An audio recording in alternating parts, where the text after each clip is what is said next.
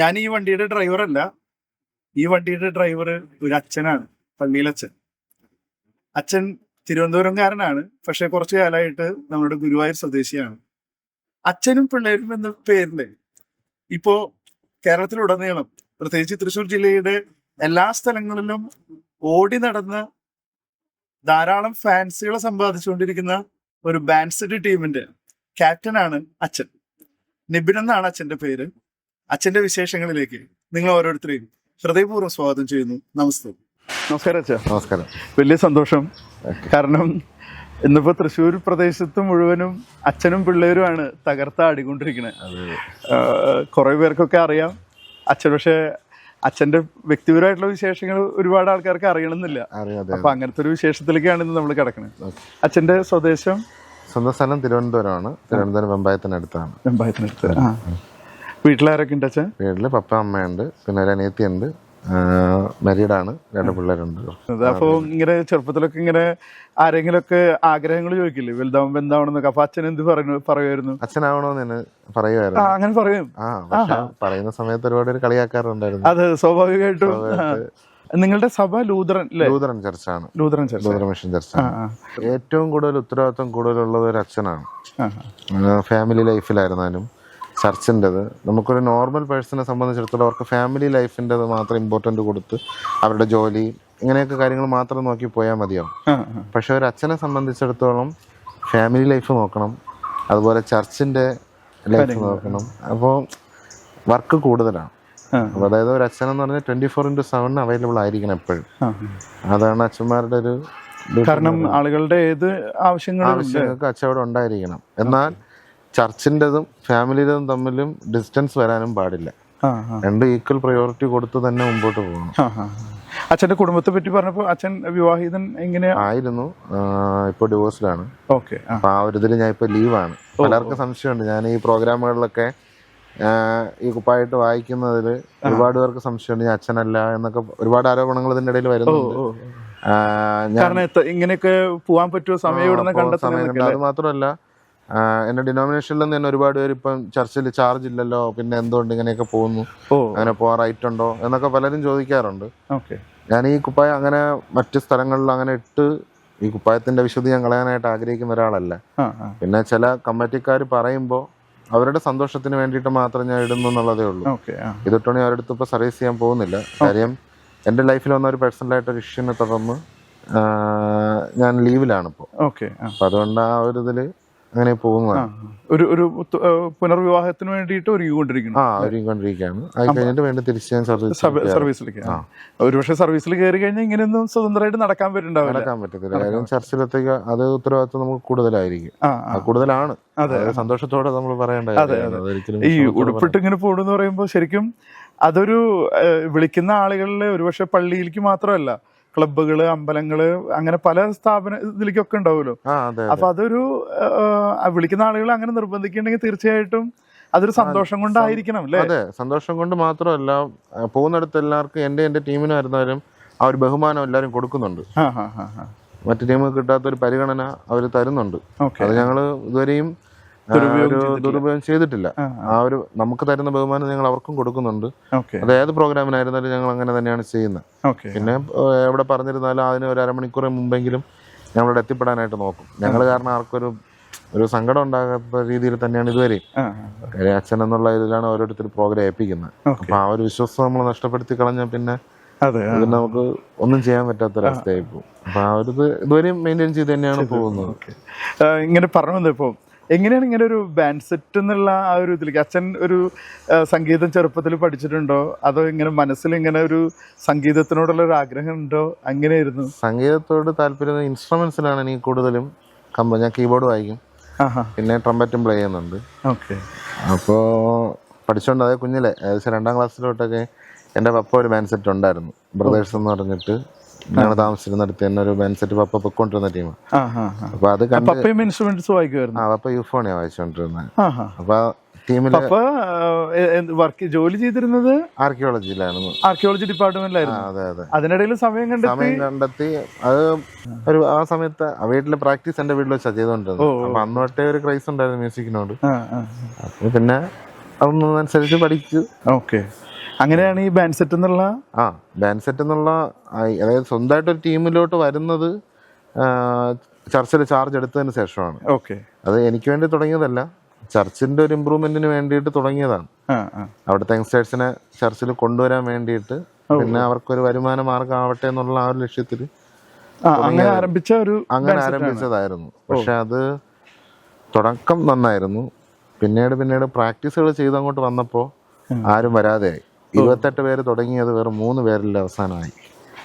അങ്ങനെ ഏകദേശം 1.5 ലക്ഷം രൂപ വരെ ബാധ്യതയിലോട്ട് വന്നപ്പോൾ ഒന്നും ചെയ്യാൻ പറ്റാത്ത അവസ്ഥ. അതായത് ഈ ഇൻസ്ട്രുമെന്റ്സും ഇതെല്ലാം വാങ്ങിയത് അത് ചർച്ചിലുള്ള ബിലീവേഴ്സിന്റെ ഓർണമെന്റ്സ് ഒക്കെ പണയം വെച്ച് തന്നെയാണ് വാങ്ങി. അപ്പൊ അത് തിരിച്ചെടുത്ത് കൊടുക്കാനായിട്ട് ഞാൻ ബാധ്യസ്ഥനായി. എന്റെ വിശ്വാസത്തിൽ തന്നതാണ്. അപ്പൊ ഞാൻ തന്നെ എടുത്തു കൊടുത്തപ്പോ ഞാൻ പറഞ്ഞു, ഇനി ഇതില് ആർക്കും ഉത്തരവാദിത്തമില്ല, ഈ ടീം ഞാൻ നടത്തുകയാണ് എന്ന് പറഞ്ഞു. എന്നാൽ ചർച്ചിന്റെ ചാർജുകളിൽ ഒരിതും കുറവും വരാത്ത രീതിയിൽ തന്നെയാണ് എല്ലാം ചെയ്തുകൊണ്ടിരുന്നത്.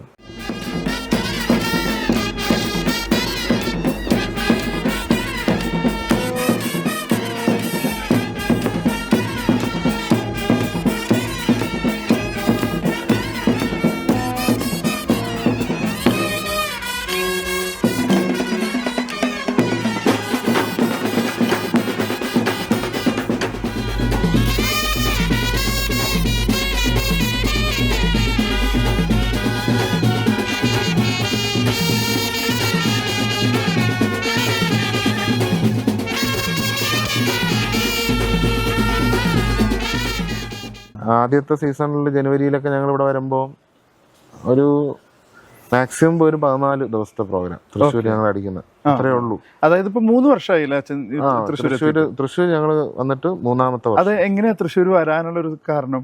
തൃശ്ശൂർ വന്നത് ഒരു നമ്മുടെ കളക്ടറേറ്റിന്റെ അടുത്തൊരു ചർച്ചില് അമ്പിന്റെ തലേ ദിവസത്തെ പ്രോഗ്രാം, അതിന് വേണ്ടിയിട്ട് ഒരു 3 മണിക്കൂർ പ്രോഗ്രാമിനായിട്ട് ഞങ്ങളെ വിളിച്ചായിരുന്നു. അത് ഞങ്ങളെ വിളിച്ചതല്ല, വേറൊരു ഏജന്റാണ് ഞങ്ങളെ വിളിക്കുന്നത്. അപ്പൊ ഞങ്ങളത് പക്ക തിരുവനന്തപുരം സ്റ്റൈൽ എന്ന് പറയുന്നത് ഈ പാട്ട് ഫുള്ള് വായിക്കുന്ന ടൈപ്പ് അല്ല. കുറച്ച് പാട്ട് വായിക്കും, കുറെ നേരം താളം അടിക്കും, പിന്നെ കുറച്ചു നേരം പാട്ട്, അങ്ങനത്തെ ഒരു ടൈപ്പ്. ബീജി ഒന്നും വായിക്കത്തില്ല. അങ്ങനത്തെ ഒരു ശൈലിയാണ് തിരുവനന്തപുരത്തുള്ള ഏറെക്കുറെ ടീമുകളും ചെയ്യുന്നത്. അത് കാര്യം കൊല്ലത്തൊക്കെ അങ്ങനത്തെ ശൈലി മതി അവർക്ക്. മറ്റേ വലിയ ബാൻഡും റിബണും ഡിസ്പ്ലേ അങ്ങനത്തെ ടൈപ്പാണ് അവരെല്ലാവരും ആവശ്യപ്പെടുന്നത്. അപ്പൊ ആ രീതിയിലാണ് ഞങ്ങൾ ഇറങ്ങിയത്. ഞങ്ങളെ വിളിച്ച ഏജന്റ് പറഞ്ഞു, കുഴപ്പമില്ല, നിങ്ങളുള്ള രീതിയിൽ ചെയ്താൽ മതി, അവർക്കാർക്കും ഒരു പരാതിയില്ല. ഇവിടെ വന്നപ്പോഴത്തേക്ക് അവര് പറഞ്ഞിരുന്നത് ഇവിടുത്തെ അതേ ശൈലിയിലുള്ള ടീമായിരുന്നു. അപ്പോൾ അവിടെ വന്നപ്പോഴും ഇതുപോലെ അച്ഛനാണെന്ന് അറിഞ്ഞപ്പോഴ് അവരാരും ഒന്നും പറഞ്ഞില്ല. നല്ല രീതിയിൽ പ്രശ്നം. അത് കഴിഞ്ഞിട്ട് വീണ്ടും ഞങ്ങളെ രണ്ട് പ്രാവശ്യം ഏജന്റ് ഇതുപോലെ പറ്റിച്ചു. അതായത് ഏജന്റ് ഞങ്ങളിൽ അന്ന് 14 പേരുണ്ടായിരുന്നുള്ളൂ. ഇവർ ബുക്ക് ചെയ്തിരുന്ന 26 പേരുടെ ടീമായിരുന്നു. അപ്പൊ എൻ്റെ അടുത്ത് പറഞ്ഞ, നിങ്ങൾ ധൈര്യമായിട്ട് പൊക്കോ, കുഴപ്പമില്ല, ബാക്കിയുള്ള ആർട്ടിസ്റ്റുകൾ ഞങ്ങൾ അവിടെ അയക്കാം, നിങ്ങളങ്ങ് പോയാൽ മതി എന്ന് പറഞ്ഞിട്ടാണ് ഞങ്ങൾ പോകുന്നത്. സ്നേഹപുരം എന്ന് പറഞ്ഞിട്ടൊരു ചർച്ചിലാണ്, അവിടെ ആമ്പല്ലൂരിനടുത്ത്. അപ്പൊ അവര് ഞങ്ങളവിടെ ചെന്നപ്പോഴാണ് അറിയുന്നത് ഞങ്ങളുടെ അടുത്ത് 2 ദിവസത്തേക്കും കൂടെ 1.10 പറഞ്ഞ റേറ്റ്. ഞങ്ങൾ അന്നത്തെ ശൈലിയിൽ ബാക്കി വരുന്ന ഗസ്റ്റിന് അവർ കൊടുത്തോളാം, നിങ്ങൾക്ക് 1.10 നിങ്ങളെ കയ്യിൽ കിട്ടും, 2 ദിവസം വായിക്കുന്നതിന് അത്രയും കിട്ടുമെന്നാണ് പറഞ്ഞത്. അപ്പൊ ഞാൻ ഉണ്ടായിരുന്ന 14 പേരെയും കൊണ്ട് ഞാൻ അങ്ങ് തൃശ്ശൂർ പോയി. കാരണം ബാക്കിയുള്ള വായനക്കാർ വരുമല്ലോ. ഞങ്ങൾ ഏകദേശം 6 മണിയായപ്പോൾ തൃശ്ശൂർ ബസ് സ്റ്റാൻഡിൽ എത്തിയിട്ട് 9:30 മണി വരെ അവിടുത്തെ പെട്രോൾ പമ്പിലിരുന്നു. വരാന്ന് പറഞ്ഞ ആൾക്കാർ എത്തിയില്ല. പരിപാടിക്ക് വിളിച്ച ആൾ ഫോൺ എടുക്കുന്നില്ല. ഞങ്ങൾ പോകാൻ വേണ്ടി നിന്നപ്പോൾ പുള്ളി വിളിച്ചിട്ട് പറഞ്ഞു, ഇന്ന സ്ഥലത്ത് എത്തിയാൽ മതി. ഞങ്ങളവിടെ ചെന്നപ്പോഴാണ് അറിയുന്നത് പ്രോഗ്രാമിന്റെ പകുതി കൂടുതൽ പൈസ പുള്ളി വാങ്ങിച്ചിരിക്കുകയാണ്. ഏജന്റ് വാങ്ങിയിരിക്കുകയാണ്. ഞങ്ങൾ അറിഞ്ഞില്ല. പക്ഷെ അവർ വന്ന് എൻ്റെ അടുത്ത് ചോദിച്ചു, അച്ഛാ ഇങ്ങനെ നിങ്ങളുടെ അവസ്ഥ ഞങ്ങൾക്ക് മനസ്സിലാവും, അപ്പൊ ഞങ്ങൾക്ക് പള്ളി വരെ കൊണ്ടെത്തിക്കാൻ വേണ്ടിയിട്ട് ഞങ്ങളെ ടീം വിളിക്കുന്നതിന് എന്തെങ്കിലും ബുദ്ധിമുട്ടുണ്ടോ അച്ഛാന്ന് അത്രയും സപ്പോർട്ടായിരുന്നു. അപ്പോൾ അങ്ങനെയാണ് കോട്ടപ്പടിയിൽ വരുന്നത്. കോട്ടപ്പടിയിൽ വരുന്നത് ആൽവിന്റെ ഒരു കെയർ-ഓഫിലാണ് വരുന്നത്. അത് ഒരു ഒക്ടോബർ മാസമൊക്കെ ആയപ്പോഴത്തേക്ക് ഇവരുടെ പെരുന്നാളിനോടനുബന്ധിച്ച് ഒരു പരസ്യം കൊടുക്കും അവര്. അതിന് വേണ്ടിയിട്ട് ഞങ്ങളെ വിളിച്ചതാണ്. ഒരു പരസ്യം കൊടുക്കാൻ താല്പര്യമുണ്ടോ എന്ന് ചോദിച്ച് വിളിച്ചതാണ്. പക്ഷെ ആ സ്നേഹബന്ധം ഇപ്പോഴും തുടരുന്നുണ്ട്. ഒരു അനിയനെ പോലെ തന്നെ ആ ലെവലിൽ തന്നെയാണ് അവൻ നിൽക്കുന്നത്. അച്ഛനും പിള്ളേരെന്നുള്ള പേരിടാൻ കാരണം എന്ന് പറഞ്ഞു കഴിഞ്ഞാൽ ഇദ്ദേഹം ഒരു അച്ഛനായതുകൊണ്ടും പിന്നെ ഇതിൽ വർക്ക് ചെയ്ത് തരുന്നത് ഫുൾ ചെറുപ്പം പിള്ളേരായിരുന്നു. ഉദാഹരണം പറയുകയാണെന്നുണ്ടെങ്കിൽ ഒരു 16, 17, 18 വയസ്സുള്ള പിള്ളേരാണ് ഈ ടീമിൽ ഉണ്ടായിരുന്നത്. പിന്നെ ഇവരെ മുതിർന്ന ചേട്ടന്മാരുണ്ടായിരുന്നു. അപ്പോൾ ഈ പിള്ളേർ അച്ഛൻ എന്ന് പറഞ്ഞു കഴിഞ്ഞാൽ സാധാരണ ഒരു ടീമിൻ്റെ ഓണർ എന്ന് പറഞ്ഞു കഴിഞ്ഞാൽ ഭയങ്കര ചിട്ടായിട്ടുള്ള രീതിയിലാണ് ആ ടീമിനെ കൊണ്ടു നടക്കുക. പക്ഷെ ഇദ്ദേഹം ആ ടീമിനെ വളരെ ഫ്രണ്ട്ലി തോൾ ചേർന്ന് പിള്ളേർക്ക് ആവശ്യമുള്ള എല്ലാം വാങ്ങിച്ചു കൊടുത്ത് പിള്ളേരുടെ ഒപ്പം പിള്ളേർക്ക് എന്ത് വേണം അതൊക്കെ ചെയ്തു കൊടുത്ത് കൂടെ കൊണ്ടു നടക്കുന്ന ഒരു അച്ഛനാണിത്. അതാണ് ഞങ്ങൾ ഈ അച്ഛനും പിള്ളേരും എന്നുള്ളൊരു കൺസെപ്റ്റിലേക്ക് വന്നത്. നമുക്കറിയില്ല, ഏതൊരു ടീമും കുറെ ആളുകളുണ്ടാവും, പ്രത്യേകിച്ച് കലാകാരന്മാരാകുമ്പോൾ നമ്മൾ സാധാരണ പറയാറുണ്ട് ഈഗോയുടെ ഒരു വലിയൊരു ആളുകളായിരിക്കും എല്ലാവരും. എങ്ങനെയാണ് ഇവരൊക്കെ മാനേജ് ചെയ്യണത്? അതിന്റെ ഒരു സ്റ്റാർട്ടിങ് തൊട്ട് ഇവര് അച്ഛൻ എന്തെങ്കിലും ഒരു സ്പെഷ്യൽ സ്കില്ലോ അങ്ങനെ എന്തെങ്കിലും? ഞാൻ കൂടുതൽ മനസ്സിലാക്കിയിട്ടുള്ളത് എല്ലാവരും അഭിപ്രായം കേൾക്കാനായിട്ട് നമുക്കിപ്പോൾ ഒരു അഭിപ്രായം ഉണ്ടായിരിക്കും, എന്നിരുന്നാൽ പോലും അവരുടെ ഒരു അഭിപ്രായം ഉണ്ടാവും.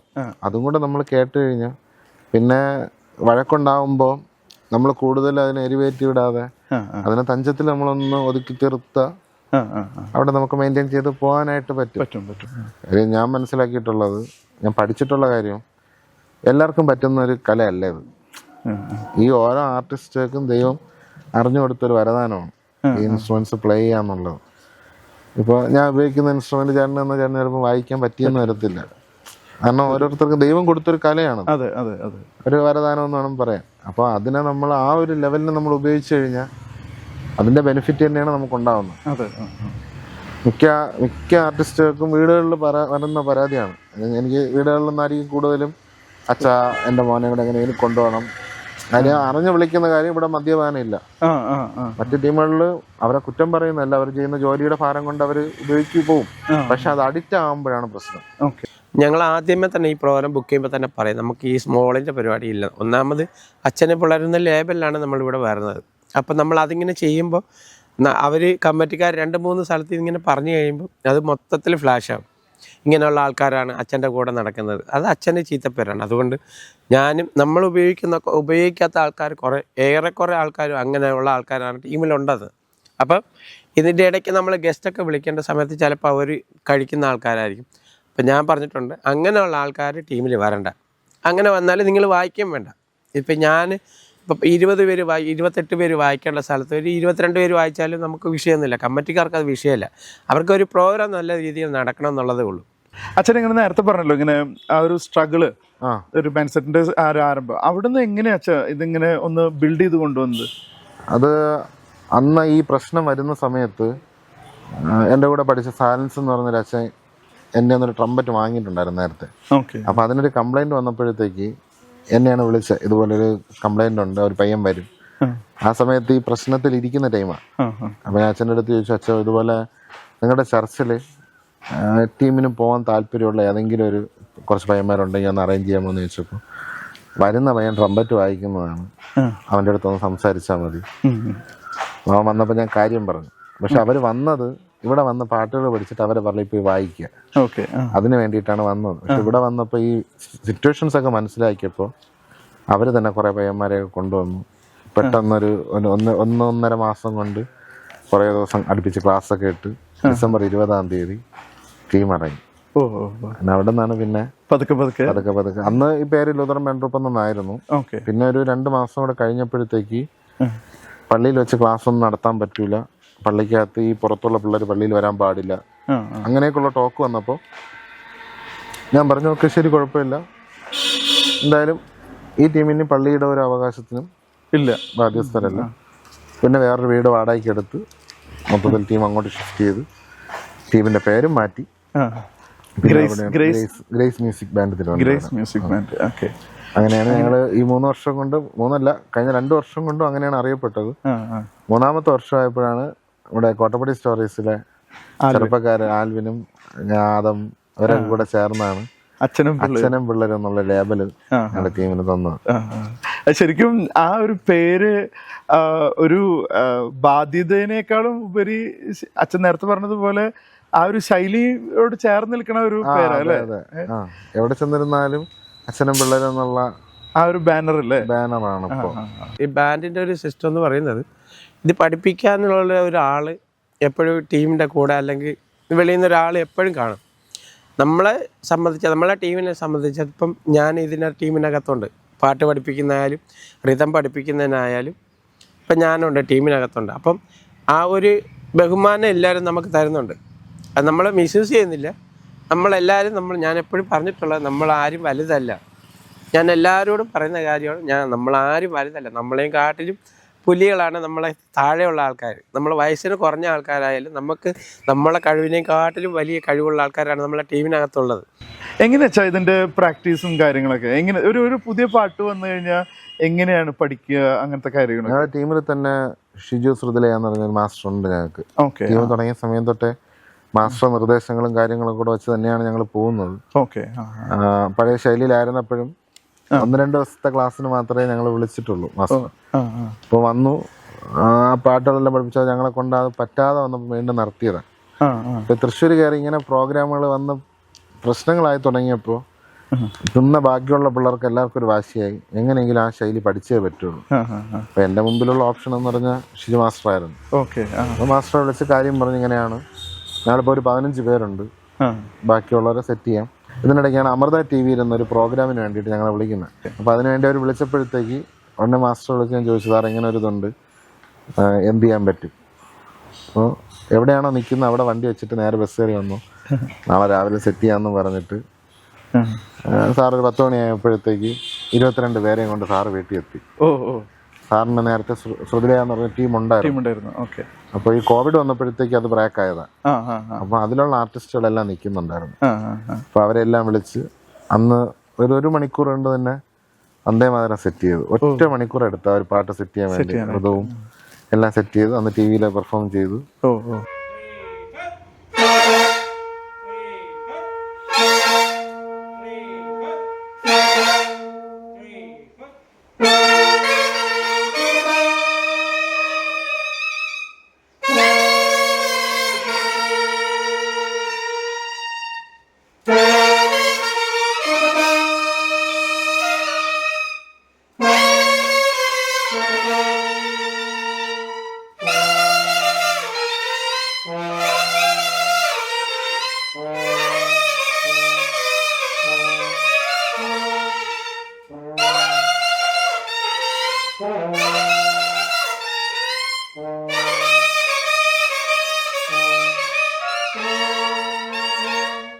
ഈ ഒരുപാട് കഷ്ടപ്പെട്ടിട്ട് തന്നെയാണ് ഈ ടീം ഇങ്ങനെ ആയത്.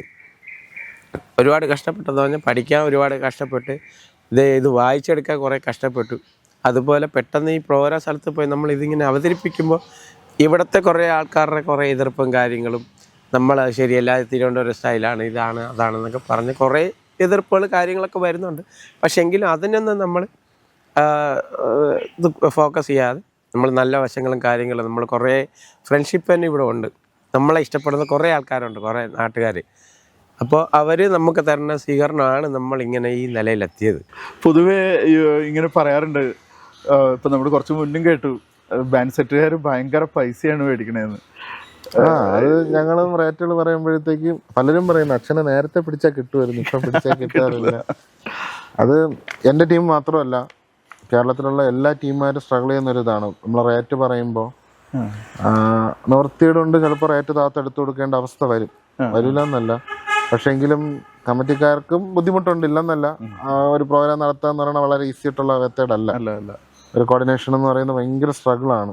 എല്ലാവരും പൈസ പേയ്മെന്റ് തരണമെന്നില്ല. അപ്പോൾ അങ്ങനെയും ബുദ്ധിമുട്ട് കഴിഞ്ഞ സീസണിലൊക്കെ ഞങ്ങൾക്ക് വന്നിട്ടുണ്ട്.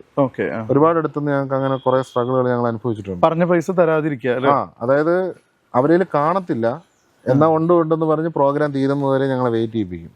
അപ്പൊ ഈ പ്രാവശ്യം അങ്ങനെ ഒരു പ്രശ്നം വന്നപ്പോഴത്തേക്ക് ഞങ്ങൾ പറഞ്ഞിട്ടുണ്ടായിരുന്നു, പ്രോഗ്രാം തുടങ്ങുന്നതിന്റെ തലേ ദിവസം വൈകുന്നേരം 5 മണിക്ക് മുൻപായിട്ട് പേയ്മെന്റ് സെറ്റിൽ ചെയ്യണം.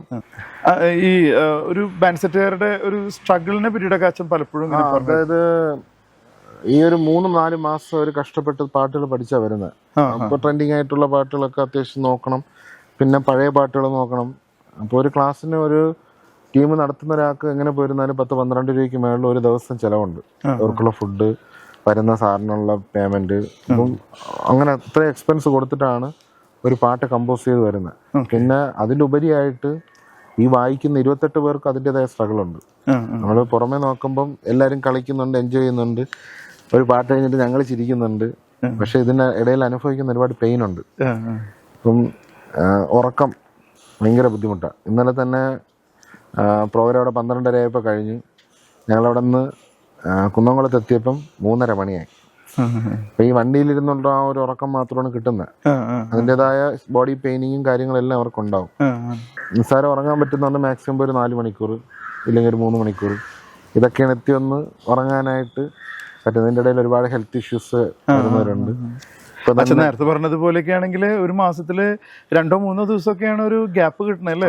പ്രോഗ്രാം ഇല്ലാത്ത ദിവസം, പ്രത്യേകിച്ച് ജനുവരി ഫെബ്രുവരിയിലൊക്കെ ഭയങ്കര ബുദ്ധിമുട്ടാണ്. ബുദ്ധിമുട്ടല്ല, ഞങ്ങൾക്ക് പറയുന്ന പൈസ അവർ തരുന്നുണ്ട്, അത് ജോലി ഞങ്ങൾ ചെയ്തേ പറ്റുള്ളൂ, അത് ഒന്നാമത്തെ വിഷയം. പക്ഷെ എങ്കിലും സ്ട്രഗിൾ എന്ന് പറയുന്നത് നമ്മൾ പുറത്തുനിന്ന് കാണുമ്പോൾ അല്ല. ഇതിനകത്ത് പ്രത്യേകിച്ച് ഒരാൾ ലീവ് എടുക്കുമ്പോൾ ആ ഓണർക്ക് ഉണ്ടാകുന്ന ടെൻഷനും പറഞ്ഞ അത്രയും ആൾക്കാരെ നമുക്ക് കൊണ്ടുപോകാൻ പറ്റിയില്ല എന്നുണ്ടെങ്കിൽ അതും ഒരു ബുദ്ധിമുട്ടാണ്. മറ്റു ടീമുകളിൽ നടക്കാനും നമുക്ക് പറ്റില്ല ആ സമയത്തൊക്കെ.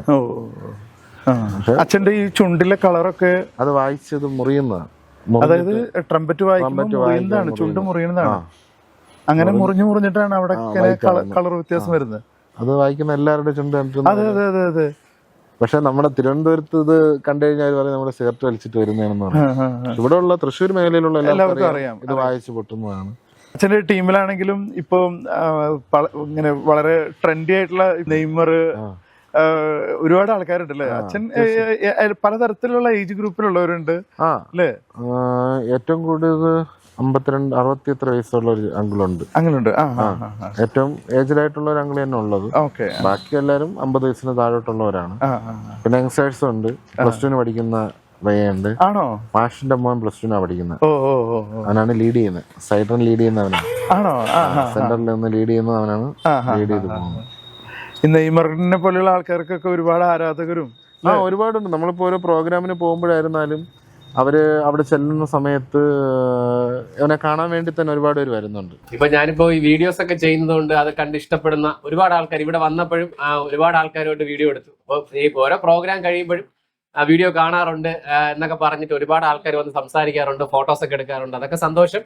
അപ്പോൾ ബാൻഡിനെ ഇഷ്ടപ്പെടുന്ന ഒരുപാട് ആൾക്കാരുണ്ട് ഇപ്പോൾ നിലവിൽ. ഇപ്പൊ സത്യം പറഞ്ഞു കഴിഞ്ഞാൽ ഇപ്പൊ ബാൻഡിന് ഫാൻസ് കൂടുതലാണ്. ഇപ്പൊ നോക്കിക്കഴിഞ്ഞാൽ എല്ലാ പ്രോഗ്രാമിനും ബാൻഡ് സെറ്റുകൾ ഇൻക്ലൂഡ് ചെയ്തുകൊണ്ടുള്ള പ്രോഗ്രാംസ് ആണ് നടക്കുന്നത്. അപ്പോൾ ബാൻഡിനെ സംബന്ധിച്ച് ഇഷ്ടപ്പെടുന്ന ആൾക്കാർ ഡെയിലി ഒരുപാട് ആൾക്കാർ വർദ്ധിച്ചു വരുന്നുണ്ട്. സോഷ്യൽ മീഡിയ തന്നെയാണ് ഇതിന് മെയിനായിട്ടൊരു കാരണം. എല്ലാവരിലും പെട്ടെന്ന് ഇൻഫർമേഷൻ എത്തുന്നുണ്ട്. പ്രോഗ്രാംസിൽ കാണാനായിട്ട് പല സ്ഥലത്തു നിന്നും ആൾക്കാർ വാഹനങ്ങളിൽ വരുന്നുണ്ട്. അപ്പൊ ഇതൊക്കെ അറിയുന്നതിന് വലിയ സന്തോഷം. ഓക്കെ, അപ്പൊ തുടർന്ന് ഇതുവരെ തന്ന എല്ലാ സപ്പോർട്ടും നമുക്ക് ഇനിയും തരിക. ഓക്കെ, ശരിക്കും ഈ അച്ഛനും പിള്ളേരിനെയും കാണാൻ തന്നെ കുറെ ആൾക്കാരുണ്ടാവും അല്ലേ? ഇപ്പൊ തന്നെ 4-5 പ്രോഗ്രാമിന് പോയപ്പോഴത്തേക്ക് ഞങ്ങളുടെ ടീം പറയുന്ന കേട്ടതാണ്, അച്ഛന്റെ ടീമിനെ കാണാനാണ് വന്നത്, ബാക്കി ടീം അവിടെ നിൽക്കട്ട്, ഇത് കണ്ടിട്ട് നമുക്ക് ഞങ്ങൾ പോയാൽ മതി എന്ന് പറയുന്നത് ഞങ്ങൾ കേട്ടിട്ടുണ്ട്. അതൊക്കെ കേൾക്കുമ്പോ ഒരു സന്തോഷല്ലേ? ശരിക്കും ഒരുപാട് കാലത്ത് ഏത് രീതിയിൽ വന്ന വഴി നമ്മൾ മറക്കാൻ പാടില്ലെന്ന് പറയുന്നത്. അപ്പൊ വന്ന ഒരു ബാക്ക്ഗ്രൗണ്ട് ഉണ്ട്. അവിടെ നിന്ന് നമ്മൾ ഈ ഒരു ലെവലിലോട്ട് ആൾക്കാർ നമ്മളെ സ്വീകരിക്കുന്നു എന്നൊക്കെ കേൾക്കുമ്പോ അത് ഭയങ്കര സന്തോഷമാണ്. ഞങ്ങൾ ചിട്ടായിട്ട് ഫസ്റ്റ് വർഷം പോയ സമയത്ത് ഇത്രയും വലിയ ഓഡിയൻസ് സപ്പോർട്ടൊന്നുമില്ല. നമ്മൾ പള്ളിയിലോട്ട് കൊണ്ടുപോകുന്ന സമയത്ത് മറ്റു ടീമുകളുടെ ഇടയിലായിരുന്നു.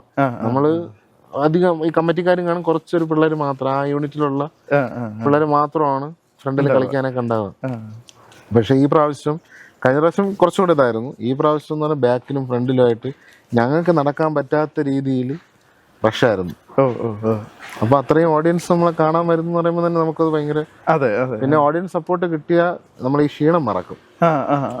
വെറുതെ നമ്മൾ വായിക്കുമ്പോഴും ഈ ആൾക്കാർ കളിക്കാനും അതൊക്കെ ഉണ്ടെങ്കിൽ കൂടെ ആ ഒരു സപ്പോർട്ട് എന്ന് പറയുന്നതും വായിക്കുന്ന ഇതിന് എനർജി കൂട്ടും.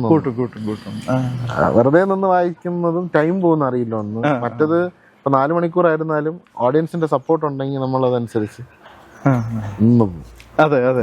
അത് മാത്രമല്ല, ഞാനിപ്പോ അച്ഛന്റെ ബാൻഡ് സെറ്റിന്റെ പെർഫോമൻസ് പലപ്പോഴും കണ്ടിട്ടുണ്ട്. എനിക്ക് തോന്നിയിട്ടുള്ളത്, ഇപ്പോൾ തൃശ്ശൂരത്തെ പല ബാൻഡ് സെറ്റുകൾക്കും ഉണ്ട്, അച്ഛന്റെ ബാൻഡ് സെറ്റിനും പ്രത്യേകമായിട്ട് എനിക്ക് തോന്നിയിട്ടുള്ളത് അതിന്റെ ഒരു പെർഫെക്ഷനാണ്.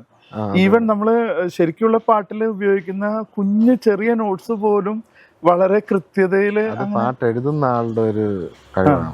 അതായത് പാട്ട് നമ്മളൊരു, അതായത് ഏത് പാട്ട് എഴുതുന്ന കമ്പോസ് ചെയ്യുന്ന ഒരാളായിരുന്നാലും വെറുതെ പെട്ടെന്ന് ഒരു പാട്ട് കേട്ട് എഴുതാൻ പറ്റില്ല. ആ പാട്ട് നല്ല രീതിയിൽ കേട്ടാൽ മാത്രമേ എഴുതാൻ പറ്റുള്ളൂ. അതായത് നിങ്ങൾക്ക് പഠിപ്പിക്കാൻ തരുന്ന നോട്ട്സ് കോഡ്സിന് സെപ്പറേറ്റ് ഉണ്ട്, മെലഡിക്ക് സെപ്പറേറ്റ് ഉണ്ട്. അത് എഴുതിയാൽ മാത്രമേ അതിനനുസരിച്ച് നമുക്ക് വായിക്കാൻ പറ്റും. അപ്പൊ അത് മാസ്റ്റർ കഴിവ് തന്നെയാണ്. അതായത് നിങ്ങളെ പഠിപ്പിക്കുന്ന ഷിജു സാറിന്റെ കഴിവ് തന്നെയാണ്. ഇപ്പൊ 3 വർഷമായി അച്ഛൻ തിരുവനന്തപുരത്ത് നിന്ന് തൃശ്ശൂർക്കാരനായിട്ട് അല്ലേ? അടിമുടി തൃശ്ശൂർക്കാരനായോ?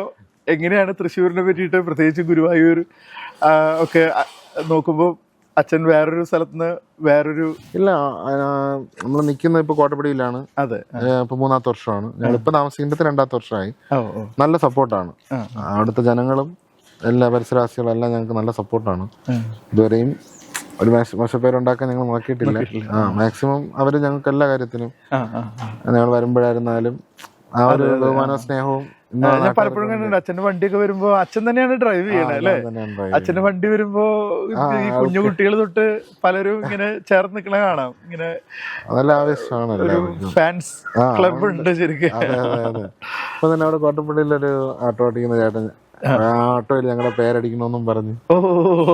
പക്ഷെ ഞാൻ എന്റെ അടുത്തല്ല, വേറെ പയ്യന്മാരെ താഴത്താ പറഞ്ഞു. അപ്പൊ ആരാണെന്ന് ഏതാണെന്നും അറിയില്ല. അച്ഛൻ തൃശ്ശൂർ തന്നെ കൂടാനുള്ള എന്തെങ്കിലും സാധ്യതയുണ്ടോ? തൃശ്ശൂർ ഇഷ്ടപ്പെട്ടോ? തൃശ്ശൂർ ഇഷ്ടപ്പെടാതിരിക്കണ്ട കാര്യം, ഇത്രയും അറിയപ്പെട്ടത് ഇവിടെ വന്നതിന് ശേഷമല്ലേ. ഞങ്ങൾ തിരുവനന്തപുരത്ത് മാത്രം അധികം കൂടെ ഞങ്ങളിപ്പോ കേരളം അല്ല, ഞങ്ങളുടെ ടീമിലായിരുന്നാലും ഇപ്പൊ എന്നെ മാത്രമല്ല ഓരോ ആർട്ടിസ്റ്റിനെയും എവിടെ വെച്ച് കണ്ടിരുന്നാലും അച്ഛന്റെ ടീമിൽ ആളാണ് എന്ന് ആൾക്കാർ തിരിച്ചറിയുന്നുണ്ട്. അത് തന്നെ ഏറ്റവും വലിയ സന്തോഷം. കാര്യം തിരുവനന്തപുരത്ത് മാത്രം ഒതുങ്ങേണ്ടവരൊന്നിപ്പോ കേരളത്തില് എവിടെ പോയിരുന്നാലും ആൾക്കാർ അവർ ഓരോരുത്തരും തിരിച്ചറിയുന്നുണ്ട്. അപ്പൊ അച്ഛ ഇത്രയും സമയം നമ്മളോട് സംസാരിക്കുകയും ഒരുപാട് കാര്യങ്ങൾ ഷെയർ ചെയ്തു. അച്ഛന്റെ വ്യക്തിപരമായിട്ടുള്ള വിശേഷങ്ങളും ബാൻഡ് സെറ്റിന്റെ എനിക്ക് തോന്നുന്നത് നമ്മുടെ ഈ ഗുരുവായൂർ പ്രദേശം തൃശ്ശൂരൊക്കെ ഒരുപാട് സന്തോഷിക്കുന്നുണ്ട് അച്ഛന്റെ ഒരു പ്രസൻസ്. അതെ, സത്യമായിട്ടും. എന്തായാലും അത് തുടരട്ടെ. ഒരുപാട് കാലം തൃശ്ശൂർക്കാരനായിട്ട് മാറാൻ ഉള്ള എല്ലാ കാര്യങ്ങളും നടക്കട്ടെ എന്ന് ആശംസിക്കുന്നു. Thank you. നമ്മള് ഈ പുതിയ പാട്ട് പാടുമ്പോഴേ അതിനൊരു കോഡ് കൊടുക്കില്ലേ? എങ്ങനെ കൊടുക്കണേ? അതെല്ലാവർക്കും നമ്മള് ക്ലാസ്സിൽ ഇപ്പൊ പറഞ്ഞോളൂ. ആ സാധനം വായിക്കുമ്പോ അവർക്കറിയാം ഇന്ന പാട്ടാണ് വായിക്കുന്നത്.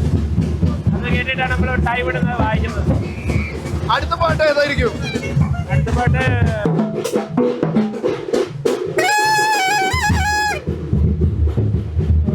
അഴകിയില.